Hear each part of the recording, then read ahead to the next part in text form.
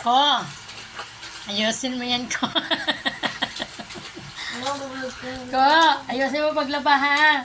Kailangan tanggal yung leg, kilik-kilik. Yan ang batang mabait, magaling. Oops, smile. Tignan nyo guys, yung aking anak na si Coco, naglalaban ng kanyang uniform. Ganyan ba mga anak ninyo, mga kapaksiw? Tignan mo si Coco, naglalaban ng uniform niya. Kanina na simangot siya. Isa lang kasi uniform niya, ayaw niya suotin yung iba niyang uniform kasi maliit na raw. Ayan, sige lang. Graduating na kasi ito anak ko ngayon, kaya hindi ko na siya binibilhan ng mga uniform dahil masasayang lang. Tsaka mabilis siyang tumangkad, tingnan mo. Yan si Coco dati, kapiraso lang ngayon, ang tangkad na ng anak ko. Lagyan mo naman sabon, B. Ano ba yan? Nalagyan ko na yan. Naglalabas yan, hindi malaman kung ano. Ayusin mo. Kasi,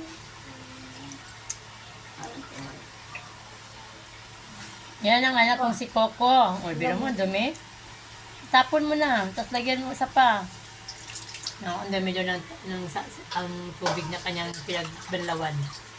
O, isa pa. Huwag ka sabon naman, yung malaking sabon. Wala ba sabon? wala. Yung wala, dami natin sabon.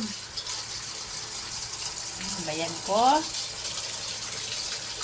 Kuha ka ng sabon mo.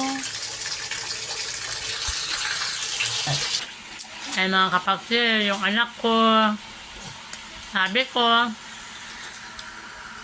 hindi na ako maglalaban ng uniforme nyo, kayo na maglalaba. Kasi para matuto kayo. Dahil, si mama nyo naghanap buhay, siyempre kailangan matuto kayo na mag-asikaso sa mga uniforme nyo. Dahil pagtanda nyo, alam nyo na kung anong dapat nyo gawin. Ayan, mga kapatid. Binibigyan ko sa responsibilidad sa kanilang sarili. Kasi kapag ang bata hindi mo pagbigyan ng hindi yan sa pang-aapi, yan ay bigay aral sa kanila kung paano gumalaw, paano magtrabaho, paano makasikaso, paano gumalaw ng sarili nilang mga pangailangan. Kaya yan, kapaksiw, laba-laba lang ko. At wala pa sa sabon, kaluoy, sadoy. Asa masabon mo na ko?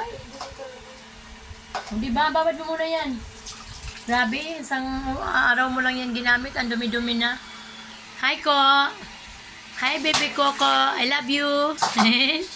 Smile! Hi! Hey! Balawan mo na yan anak. Balawan mo na yan, basta natanggal